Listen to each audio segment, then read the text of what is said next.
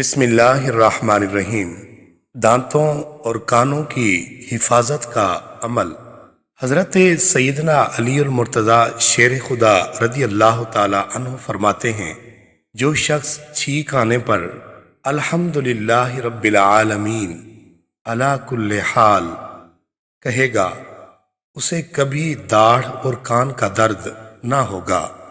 مفتی احمد یار خان نعیمی رحمۃ اللہ علیہ فرماتے ہیں، جو کوئی شخص چھینک آنے پر کہے الحمدللہ رب العالمین علی کل حال اور اپنی زبان سارے دانتوں پر پھیر لیا کرے تو دانتوں کی بیماری سے محفوظ رہے گا۔